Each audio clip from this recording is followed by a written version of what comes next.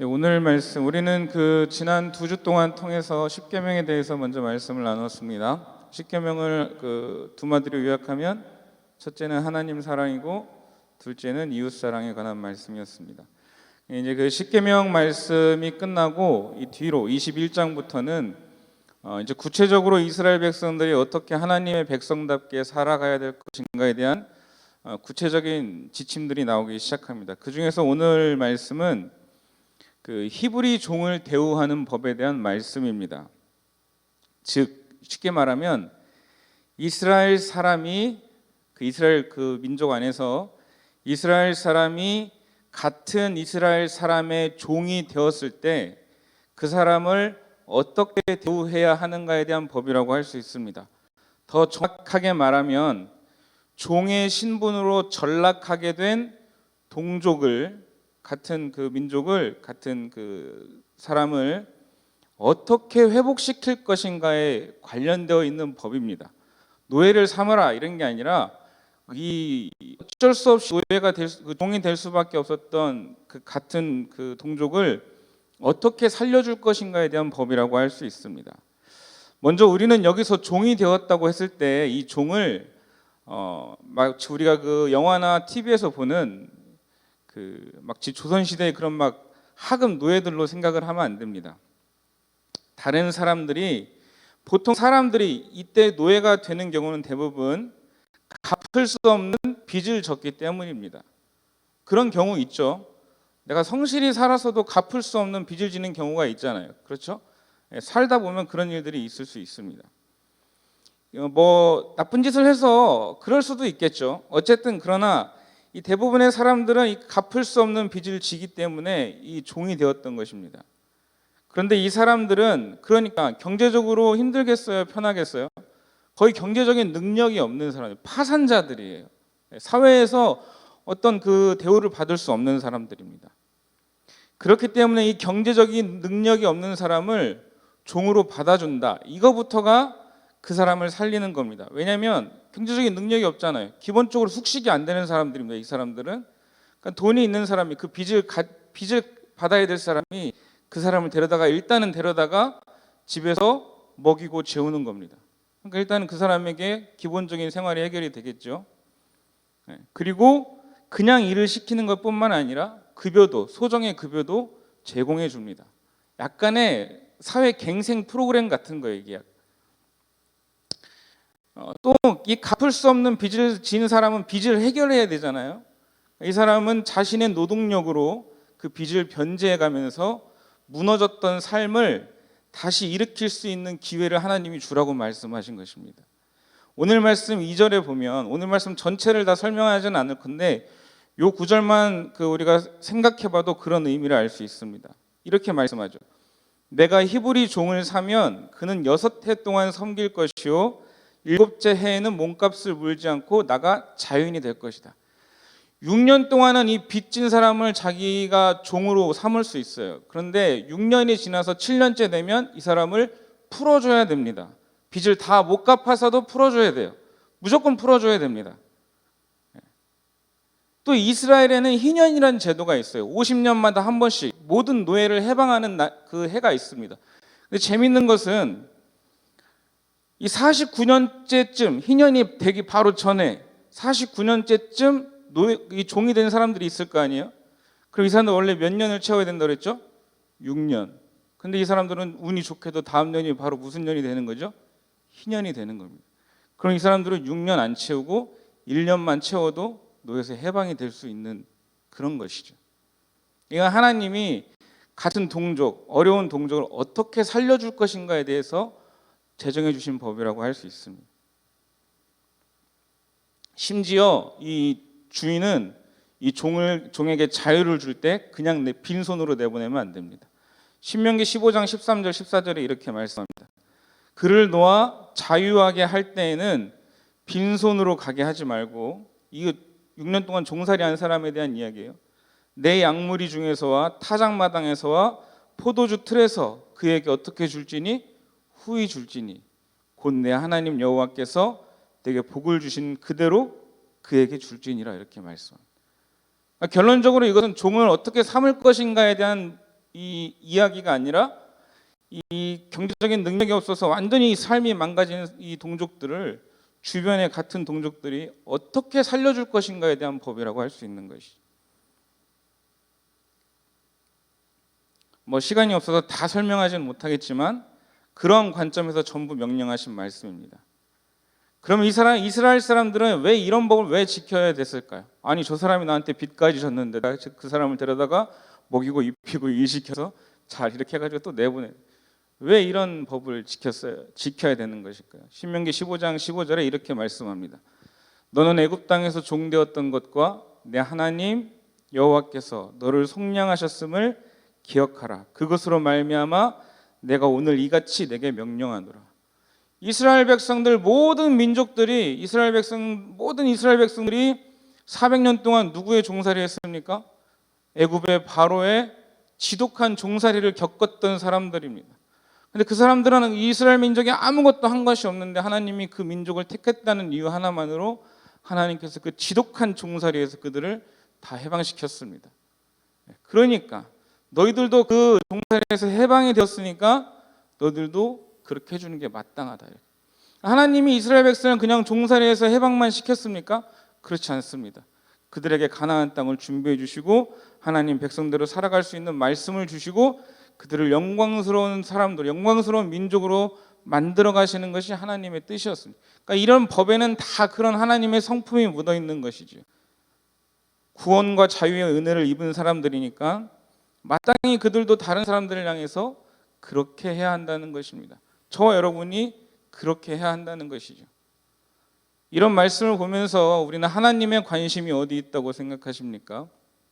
하나님의 관심은 종되었던 사람, 억눌린 자들을 해방시키는 데 있습니다. 다시 일으켜 세우고 회복시키는 데 하나님의 관심이 있습니다. 그래서 이번 이 신방 주제도 우리가 뭐죠? 살리는 신방이잖아요. 너무나 쉽고 당연한 말 같지만 그런데 여기서 우리는 먼저 하나 이 해방이 무엇을 뜻하는지도 한번 생각을 해봐야 돼요. 해방, 자유다. 어제 저녁에 설교 준비를 막 하고 있는데 저희 딸이 오더라고요. 그러더니 아빠 3살, 4살 아빠 어른이 되면 혼자 살 수 있어요? 처음에 귀를 의심했어요. 어른이 되면 혼자 살 수 있어요?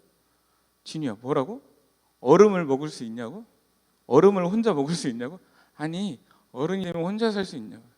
제가 물어봤어요. 너 요즘 뭐 힘든 거 있니? 이렇게. 해방이란 아이들은 그걸 해방이라고 놀라운 일인데 그걸 해방이라고 생각할지 모르겠지만 그게 해방 아니에요. 그렇죠? 이 해방이라는 것은 단순히 내 마음 내 뜻대로 할 수 있는 자유를 뜻하지 않습니다. 그럼 방종으로 가는 것이죠. 만약 그런 것이라면 하나님은 그냥 이스라엘 백성을 애굽에서 꺼내고 나서 그들에게 아무런 관여를 하지 말으셨어요. 이제 너희들 마음대로 살아라 이렇게. 그런데 하나님은 그들을 자기 백성 삼으시고 그들에게 율법을 주시고 하나님 말씀대로 살아가라고 명령하셨습니다. 그러니까 진정한 해방이라는 것은 죄에 종된 것에서 죄에 속박된 그 자리에서 벗어나 하나님의 백성이 되는 것입니다.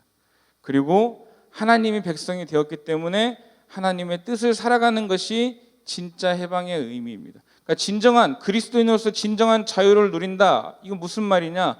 내가 하나님의 백성으로서 하나님 말씀대로 살아간다. 이것을 말하는 것이죠. 그러니까 지난주에 배웠던 십계명 같은 것들, 하나님을 사랑하고 이웃을 사랑하는 이런 율법들이 우리를 올가매는 율법이 아니라 우리에게 진짜 자유를 주는 율법이라는 것이 그런 데서 나오는 것입니다. 성경은 우리 모두가 죄의 종이었다고 선언합니다.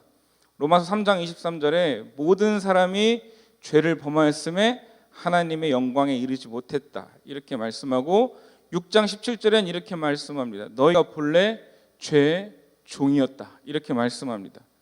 하나님은 우리를 사망과 지옥의 심판으로 몰고 가는 이 죄에서 해방하시기 위해서 예수님을 세상에 보내셨습니다.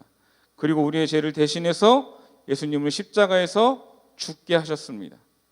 그 결과 우리는 죄에서 해방이 되었고 하나님의 종이 되었습니다.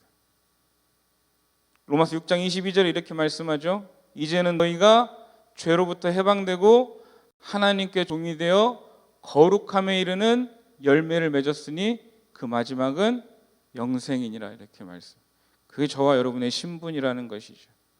우리는 어디 얽매여 있는 사람들이 아니라 하나님의 종이요 자유자요 하나님께 얽매여 있는 사람들이라는 말씀입니다.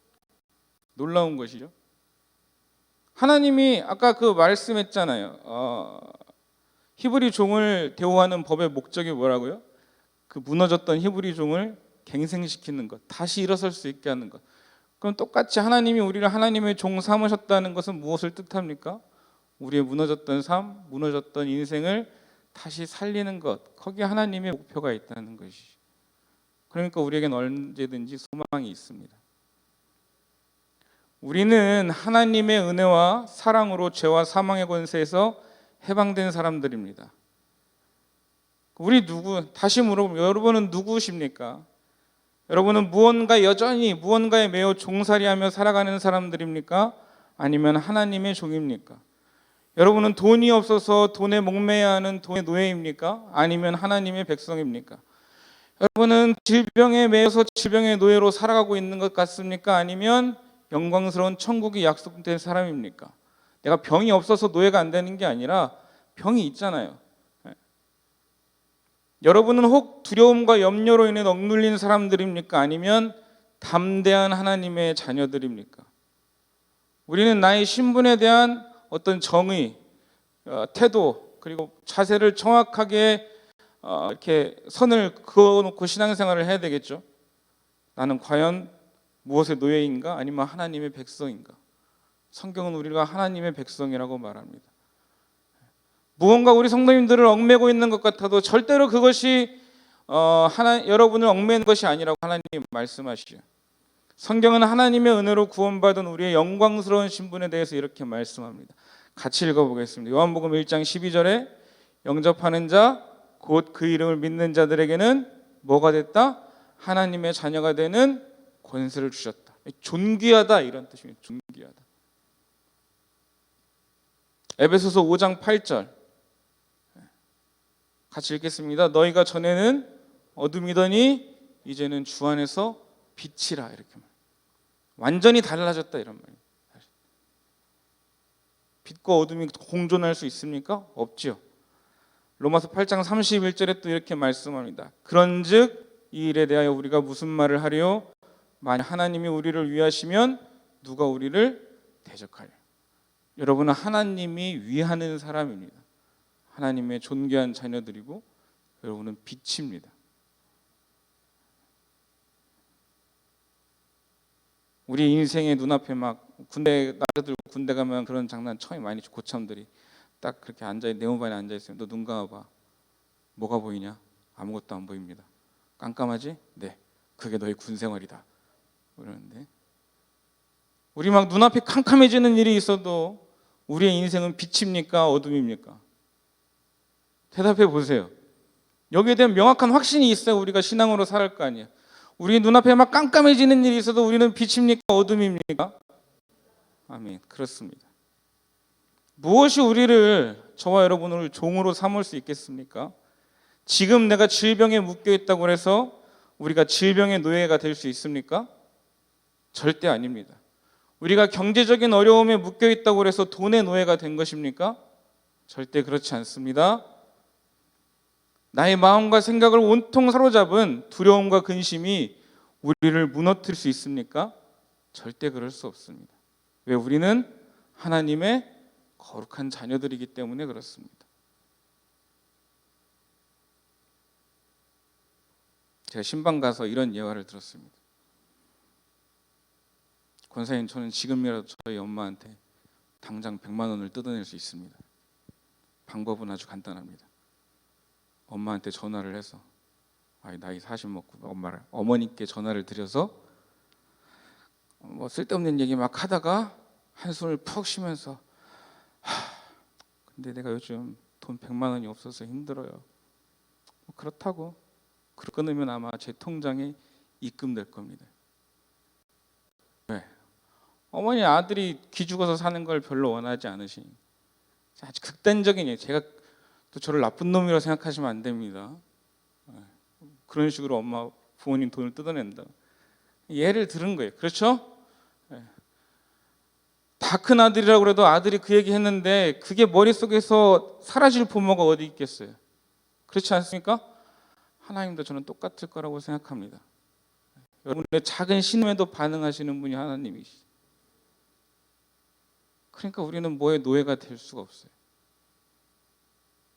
하나님이 우리를 위하시는데 세상 무엇이 우리를 하나님의 사랑에서 끊을 수 있고 여러분과 저에게서 영원한 하나님의 나라와 영원한 생명을 뺏을 수 있느냐는 말이죠. 아무도 뺏을 수가 없습니다. 그러므로 비록 지금 우리의 상황과 환경이 어렵고 모든 일들이 우리 성도님들을 얽어매는 것 같아도 거기에 주눅들거나 기죽지 마십시오. 우리를 억누르는 모든 일들을 오히려 당당히 감당해 갑시다. 그리고 그 속에서도 하나님의 백성답게, 하나님의 종답게 담대하고 영광스럽게 살아가는 것이 우리의 몫입니다.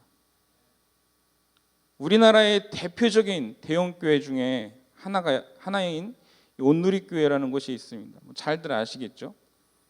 여기 설립자였던, 개척자였던 하용조 목사님은 지금 소천하셨는데 한참 됐죠? 평생, 이분이 정말 대단한 일을 많이 하셨는데 평생 질병을 안고 사셨던 분이에요.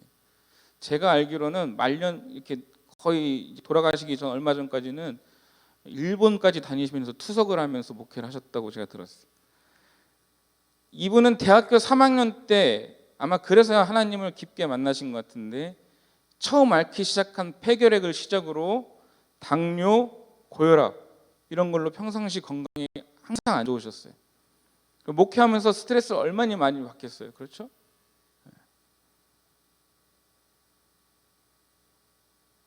그리고 2000년대 중반 이후에는 신부전증이 악화되어서 일주일에 4번씩 투석을 하면서 목회를 하셨습니다. 우리 그분이 설교하실 때는 막 너무 부드럽고 막 온유하고 그렇게 막 은혜롭게 설교하시니까 잘 모르는데 이분이 그런 아픔을 품고 목회를 하셨다고요. 대단한 분이죠. 그 나중에 간염으로 시작된 이 질환이 간암으로 발전해서 7번 수술하셨다고 합니다. 간암 수술. 이 암 수술을 받는 이 병약한 가운데서도 그분이 돌아가실 때까지 사역이 멈추지 않았어요. 그래서 우리나라 그 근대 복음주의 운동을 선도했던 대표적인 그 목사님이셨습니다. 1985년에 온누리교회가 세워졌다고 그러는데 지금 세계적인 교회로 성장해 있죠. 그 교회가 세계적이다 이게 대단한 게 아니라 그 일을, 그 몸을 가지고, 그 건강을 가지고 그 지경 속에서도 그 일을 감당하셨다는 그 목사님이 대단하신 거죠. 어쩌면 하용조 목사님은 평생을 질병의 노예로 사셔야 될 운명이었을지도 모릅니다. 그러나 그분 안에 계신 예수님이, 목사님이 질병의 노예가 아니라 하나님의 종으로 살아갈 수 있게 하셨습니다. 그리고 그분을 통해서 수많은 사람들을 살리고 구원하셨습니다. 저와 여러분도 그렇게 살아가면 그렇게 살아갑시다. 인생의 마지막에 사람들이 우리를 기억할 때 장례식장에 앉아서 우리들에 대해서 이야기할 때 야 정말이지 아니 이 집사님은 어떻게 그런 일들 속에서도 그렇게 살았나 몰라. 병에 걸려 아무것도 못할 줄 알았는데 평생 동대문에 고생만 하다 죽을 줄 알았는데 어떻게 그 지경 속에서도 그 큰 일들을 했는지 참 대단한 것 같아요. 그 집사님 보니까 하나님이 계시긴 한가 봐. 이렇게 우리의 죽음 앞에서 우리를 이렇게 기억해 줄 수 있는 사람들로 살아갑시다. 그것이 하나님의 종으로 사는 것입니다. 그리고 하나님께서 이스라엘에게 곤경에 처한 동족들을 살리라고 이 귀중한 법을 주셨던 것처럼 우리도 다른 사람들을 살리는 사람으로 살아가야 됩니다. 갈라디아서 5장 13절 같이 읽어보겠습니다. 형제들아 너희가 자유를 위하여 부르심을 입었으나 그러나 그 자유로 육체의 기회를 삼지 말고 오직 서로 사랑으로 종노릇하라. 여러분 어떤 상황 속에서도 여러분의 성도들에게 그리고 여러분의 가족들에게 사랑으로 종노릇 하십시오. 다그치지 마세요. 사랑으로 종노릇 하십시오. 신방을 하다 보면 가족들의 구원에 대해 다급하신 분들이 계십니다. 그렇죠? 그러나 신앙은 저는 그렇게 생각해요. 우리가 복음을 전하긴 하지만 신앙은 억지로 할 수 있는 일은 아니에요. 저희 어머니가 어느 날 그러셨습니다. 저희 아버지께서 예수님 믿고 세례 받으신 지 얼마 안 됐는데 어느 날 그 어머니 다니시는 담임 목사님이 깜짝 놀라서 어머니한테 이야기하셨대요. 아니 저희 아버님 성함이 김덕자 회자인데 김덕희 집사님이 수요일 날 그날 어머니가 수요일 날 교회 안 가셨거든요. 혼자 와서 그 시간에 거기 앉아 계셨다고. 그런 일이 별로 없었는데 이 얘기만 들으면 막 신앙이 엄청 큰 것 같죠? 그런데 어느 날 제가 이제 천안에 가서 놀이터에서 손주들하고 아버지랑 놀고 있는데 아버지가 그렇게 말씀하셨어요. 태훈아, 나는 아직 신앙이 뭔지는 잘 모른다. 그냥 아들이 목사니까 그래서 그냥 교회 가고 이렇게 말씀하셨어요. 그거 우리가 어떻게 하겠어요? 그렇죠? 그것만도 감사하죠. 수요일 날 어머니도 안 계신데 혼자 가서 앉아 계신 거. 걱정하지 마세요. 여러분의 남편들도 다 그렇게 될 것입니다. 여러분의 자녀들도 그렇게 될 줄로 믿습니다. 신앙은 억지로 할 수는 없는 일입니다. 억지로 할 수 있는 일이었다면 예수님이 왜 십자가에 죽으시겠어요? 차라리 천군 천사를 동원해서 우리를 협박하시는 편이 훨씬 빠른 길이었겠죠. 그러나 예수님 택하신 길은 사랑과 희생의 길이었습니다. 그러므로 가족들을 구원하기 원하는 성도들은, 나의 남편이 정말 신앙이 자라기를 바라는 성도들은 끝까지 포기하지 말고 기도하면서 그 사람 앞에 사랑으로 종노릇 하십시오. 그거 말고 답이 없어요. 우리 가족들에게 하나님의 영광을 보여줘야 될 거 아니에요. 아, 하나님이 살아계시구나. 마태복음 5장 16절에 이렇게 말씀했습니다. 이같이 너희 빛이 사람 앞에 비치게 하여 그들로 너희 착한 행실을 보고 하늘에 계신 너희 아버지께 영광을 돌리게 하라. 이거 말고 길이 없잖아요. 끝까지 사랑으로 종노릇 하십시오. 우리는 이웃들에게도 넉넉한 사람들이 되어야 합니다. 신약 성경에는 오늘 본문이 말하는 이 노예를, 종을 살려주는 이것이 실제적으로 실현된 이야기가 있습니다. 이제 우리 지금 성경 통독하고 있는데 조금 있으면 우리가 읽을 성경 본문인데 빌레몬서 딱 한 장 있는 이 책은 사도 바울이 빌레몬이라는 한 교회의 지도자였던 빌레몬이라는 사람에게 보낸 일종의 간곡한 부탁의 편지였습니다. 바울이 로마에서 한 사람을 만났어요. 오네시모라는 사람을 만났어요. 근데 이 사람에게 복음을 전하고 이 사람이 회심해서 예수를 믿었는데, 그러니까 이 사람이 마음을 터놓고 얘기를 했을 거 아니에요. 얘기를 들어보니까 이 사람이 도망친 노예였어요. 그것도 주인의 재산을 훔쳐갖고 도망쳤어요.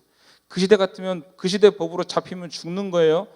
그런데 사도 바울이 얘기를 듣다 보니까 더 놀라운 게 뭐냐, 이 오네시모라는 사람이 자기랑 너무 친한, 그리고 자기한테 복음을 들었던 이 빌레몬이라는 사람의 종이었던 거예요.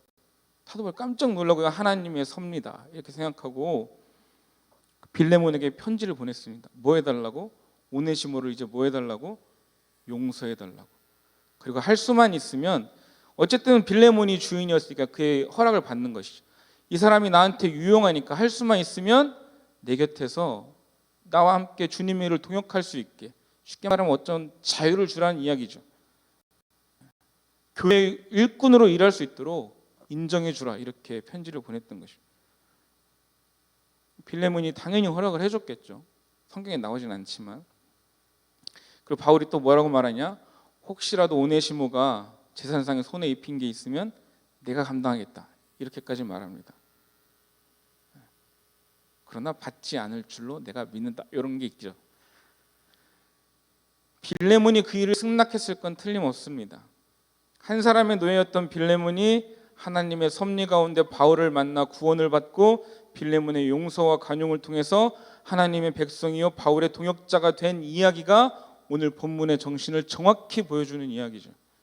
우리의 교회 여러분과 저의 인생을 통해서 이런 아름다운 은혜의 역사들이 일어나야 하지 않겠습니까?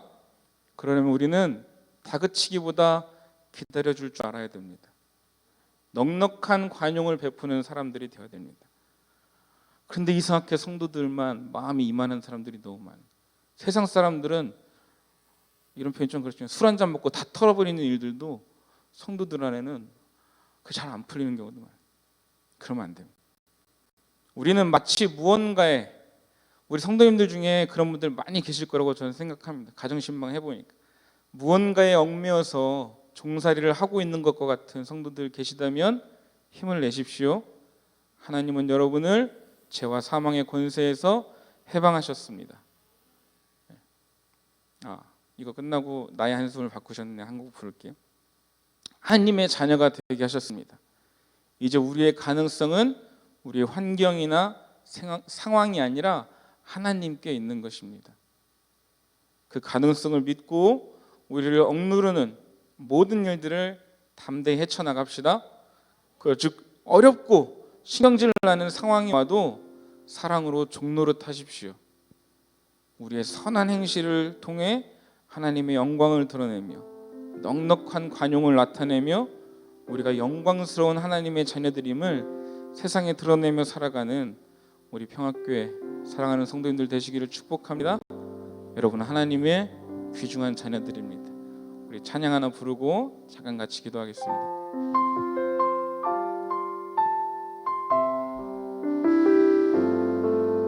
고달픈 삶의 은혜도 무뎌지고 곧 사라질 것에 내 맘도 내 헛되고